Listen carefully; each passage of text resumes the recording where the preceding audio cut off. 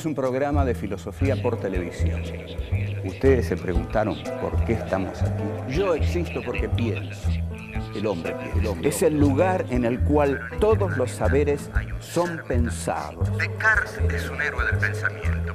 Es difícil enfrentar las grandes cuestiones. Es un libro de Jean-Paul Sartre, Crítica de la razón de Hegel. Esta es la historia de la filosofía de Hegel. Eterno. La filosofía es la totalidad de lo real, porque piensa. La totalidad de lo real. Encuentro 3. Derivaciones de Nietzsche. Perder la razón.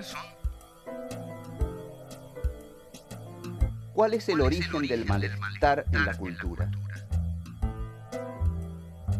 ¿La historia es racional?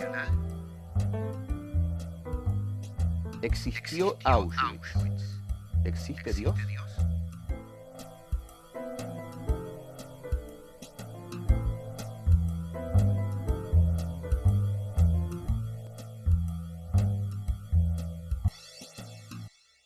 Estábamos en Nietzsche, y estuvimos largamente en Nietzsche, y esa negación del mundo suprasensible que hace Nietzsche lo lleva a la valorización del mundo de lo sensible. La valorización del mundo de lo sensible venía en Nietzsche de un estudio que había hecho en su primer libro, El origen de la tragedia, o El nacimiento de la tragedia, sobre el culto dionisíaco. El culto dionisíaco era aquel que daba, digamos, rienda libre, que liberaba los instintos a partir de la magia de la fiesta de la embriaguez.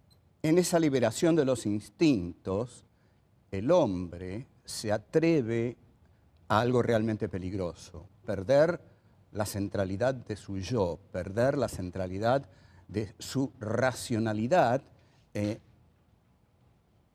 y entregarse al mundo de lo instintual, de lo instintivo. Lo dionisíaco, de este modo, es toda una cultura a la que hay que atreverse, porque en ella lo que se gana es mucho, pero lo que se pierde también es mucho. Lo que se pierde es la razón. Y ustedes saben que esta frase de perder la razón es una de las frases que expresa la locura. Entonces, la fiesta dionisíaca es la fiesta de lo instintivo y la fiesta del sofocamiento de la razón.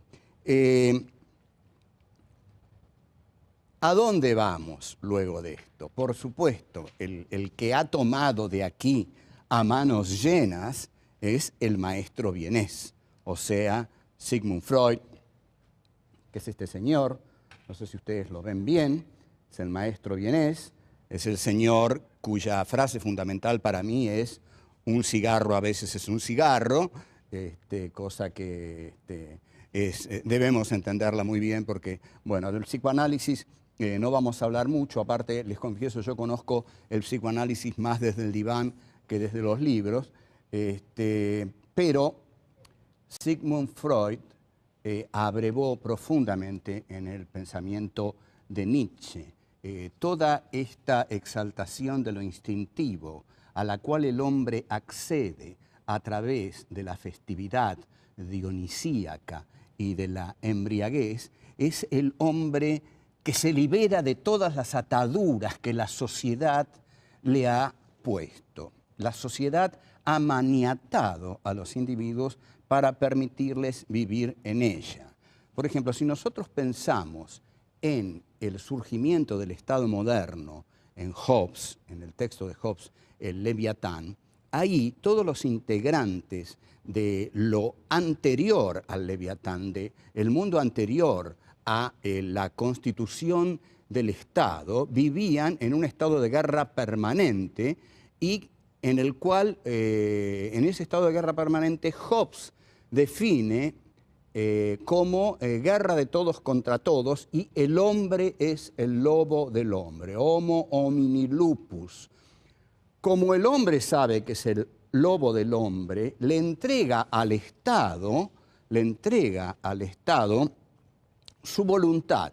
Entonces, el contrato consiste en que para evitar la guerra de todos contra todos, todos le entregan al Estado la decisión sobre todos. Así se establece el contrato entre el Estado y sus miembros a través del Estado hobbesiano. Pero ese Estado burgués que Hobbes delinea nace justamente sometiendo, sofocando, maniatando a los hombres, porque si se los deja sueltos, se matan entre ellos.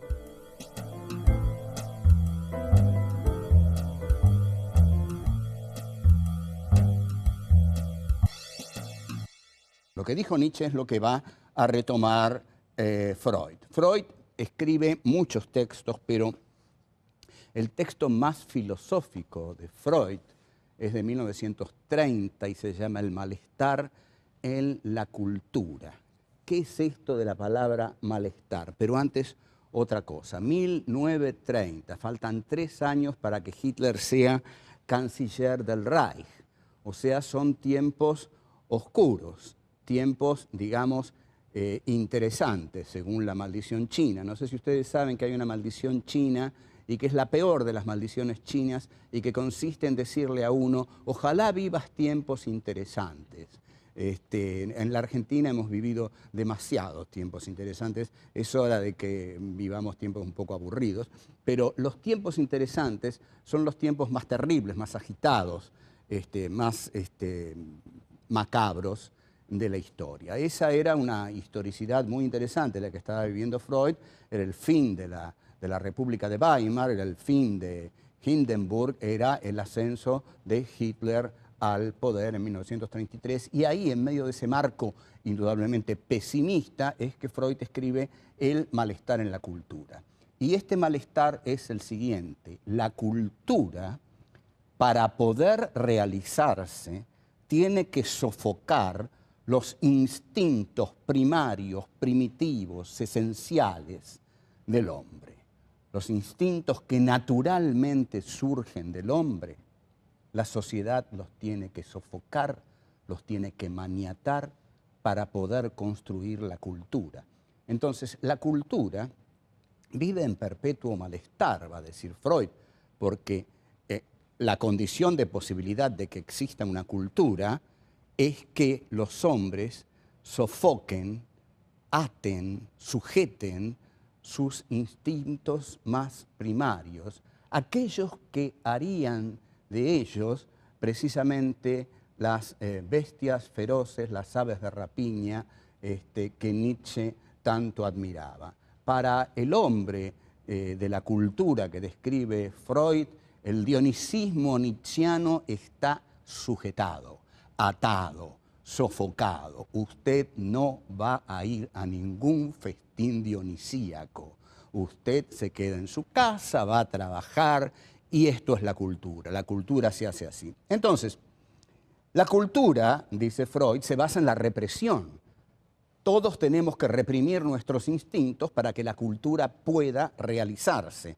Se basa en el sofocamiento y hay un instinto que sobre todo es el que va a decir Freud, es el que hay que reprimir, y es el instinto sexual. El instinto sexual es el instinto fundamental que el hombre tiene que reprimir. Ahora bien, todo esto no es algo que no tenga consecuencias. Reprimir todo esto genera la neurosis. O sea, el hombre de la cultura es un neurótico, porque ha reprimido en él sus instintos fundamentales y sobre todo el principal de ellos, el instinto sexual. Marx y Freud y Nietzsche van a ser los que más van a cuestionar ese cogito cartesiano que vimos al comienzo de nuestros encuentros. Porque ustedes observen que Freud aquí va a decir, ¿qué cogito cartesiano? ¿De qué pensamiento me está hablando Descartes? Si lo que yo veo es que ese pensamiento hecho razón y hecho sociedad burguesa, lo que hace es maniatar a los hombres hasta sofocar y eliminar en ellos sus instintos primarios, los más ricos, los que harían de ellos seres plenos, vitales, saludables, entregados a la gloria de la vida. Por el contrario, están sometidos al malestar de la cultura, a la vida gris de la cultura. Es decir, matan en ellos lo más exaltado, primario y valioso que podrían tener. Si los hombres, librados a sus propios instintos, se matan entre sí, hay que imponerles la cultura para que puedan vivir juntos. Pero al vivir juntos significa este sofocamiento de sus instintos.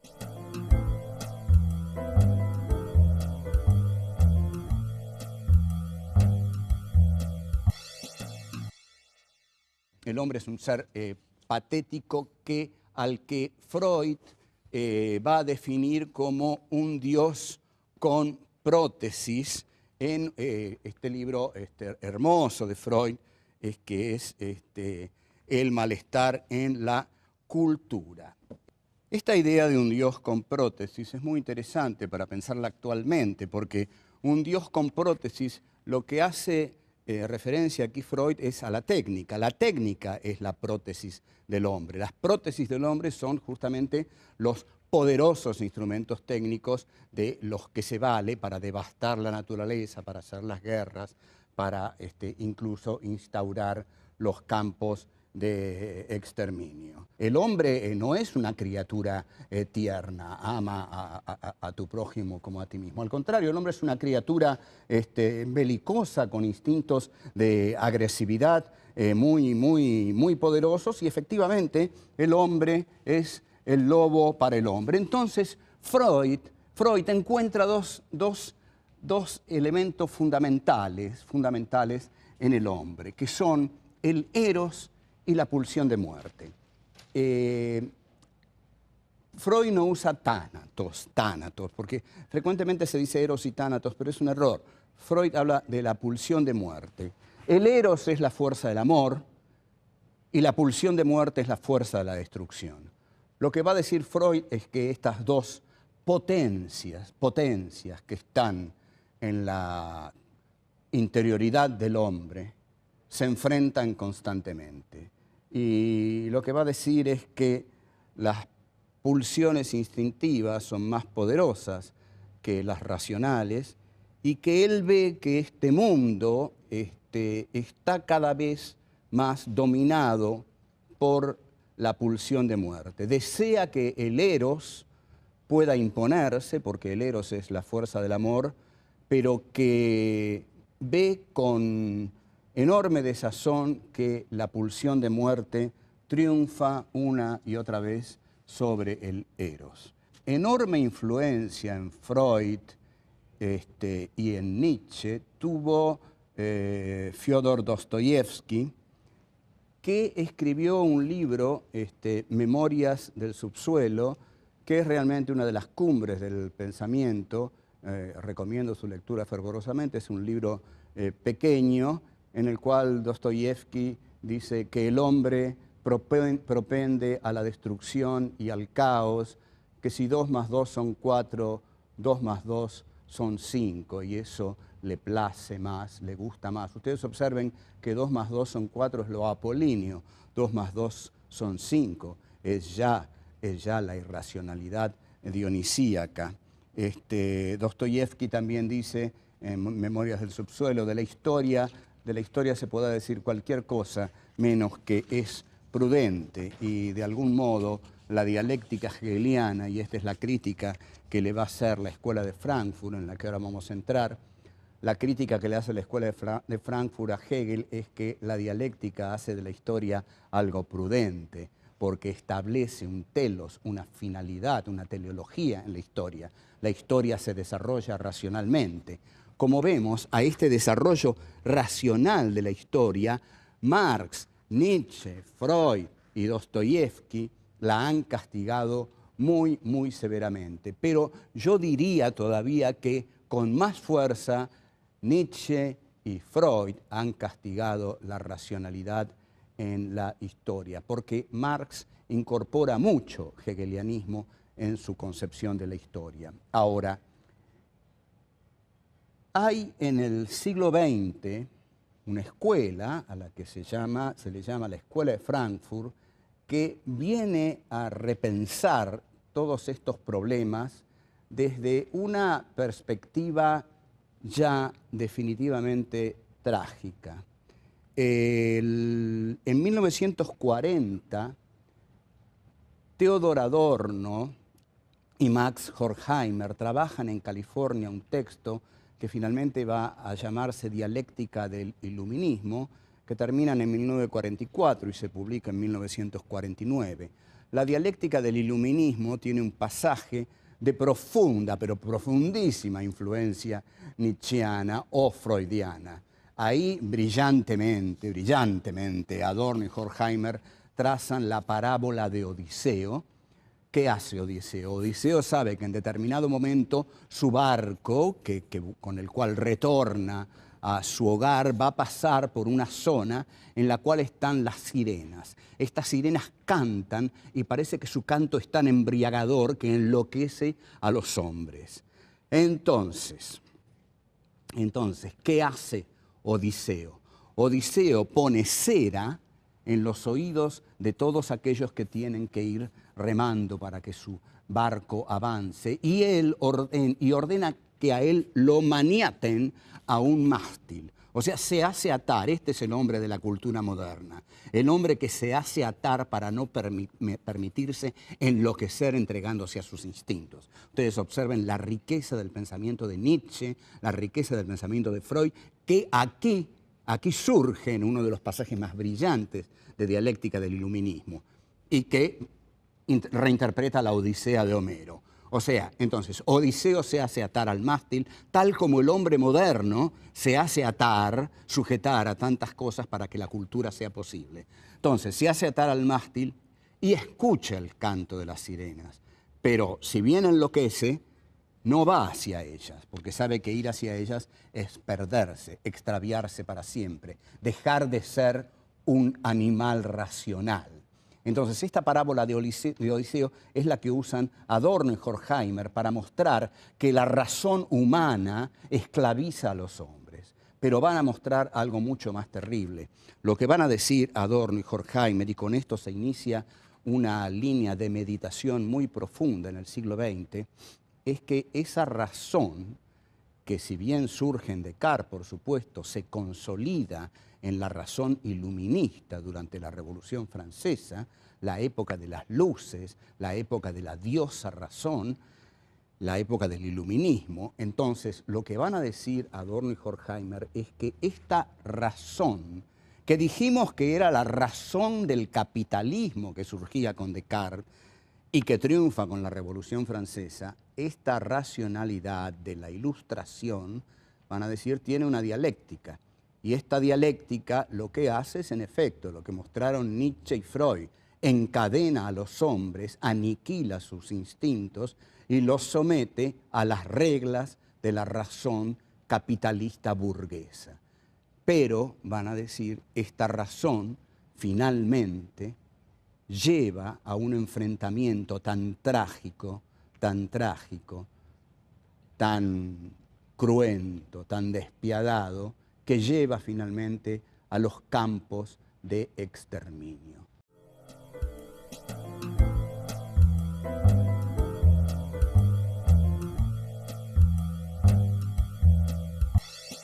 Adorno y Horkheimer van a decir que esta razón iluminista a donde finalmente conduce es a la utilización de la razón para la masacre masiva. La masacre masiva generalmente se cree que se hace en medio de la pasión, de la pasionalidad, del odio, pero no es así. Lo que van a decir Adorno, Horkheimer, lo que va a decir Hannah Arendt, lo que va a decir Paul Celan, lo que va a decir Primo Levi, lo que van a decir todos los filósofos que van a pensar hondamente el Holocausto, es que justamente el Holocausto se realizó por medio de la razón como instrumento de el masacramiento de los cuerpos de los campos de exterminio. O sea que en los campos de exterminio lo que se explicita ahí es la racionalidad de la muerte, la racionalidad de la muerte. Y Primo Levi, que es un sobreviviente de Auschwitz, que es un extraordinario escritor, que escribió 2 libros maravillosos, Los hundidos y los salvados, y Si esto es un hombre, tiene una frase muy importante que dice: existe Auschwitz, no existe Dios. Es una versión diferenciada, mucho más dolorosa del Dios ha muerto de Nietzsche, pero lo que está diciendo Primo Levi es justamente eso: ¿cómo pudo existir Auschwitz si hubiera existido Dios? Entonces dice: existe Auschwitz, no existió Dios. Y cuando Hannah Arendt habla de la banalidad del mal, lo que está diciendo es que justamente la razón del capitalismo burgués se pone fríamente al servicio del exterminio, y que el burócrata del crimen, el burócrata de la masacre, que es Adolf Eichmann, hace el mal sin pasión. Esta frase extraordinaria, el mal sin pasión, es de Sarmiento en El Facundo. Sarmiento decía que Rosas hacía el mal sin pasión. Sarmiento era tan genial que fue capaz de anticiparse a este concepto de Hannah Arendt. Entonces, lo que va a decir Hannah Arendt en Eichmann en Jerusalén, un ensayo sobre la banalidad del mal, es que el mal se hace burocráticamente, que se puede hacer el mal burocráticamente. En la película excepcional de Stanley Kramer, Juicio en Nuremberg, un juez nazi le pregunta a uno de los ejecutores de los campos: ¿cómo fue posible hacer eso? ¿Cómo fue posible que ustedes mataran a millones de personas? Y el verdugo le dice: fue posible, ¿cómo no iba a ser posible? Lo difícil no era matarlos, lo difícil era desprenderse de los cadáveres. O sea, como vemos, lo difícil era una cuestión instrumental, una cuestión instrumental. Entonces, razón instrumental es como Adorno y Horkheimer van a llamar a la razón del iluminismo, a la razón de las luces, que surge con la Revolución Francesa y, según Adorno y Horkheimer, termina en los campos de exterminio. Este texto, Adorno y Horkheimer, y con esto quiero acercarme al final de estos encuentros que hemos tenido de filosofía, el texto Dialéctica del Iluminismo está basado en un texto excepcional de Walter Benjamin, que se llama Tesis sobre Filosofía de la Historia. Y Benjamin tenía una frase que decía, voy a decir brevemente que Benjamin murió en la frontera franco-española, envenenándose, suicidándose, porque el día que llegó para pasar a España y salvarse de la Gestapo que lo venía persiguiendo, España cerró la frontera. Entonces Benjamin se suicidó. La frase de Walter Benjamin, uno de los más grandes pensadores del siglo XX, es: solo por nuestro amor a los desesperados conservamos todavía la esperanza. Yo creo que es así, que tenemos la obligación de conservar la esperanza porque hay todavía demasiados desesperados en este mundo. En consecuencia, no podemos darnos el lujo de la desesperanza.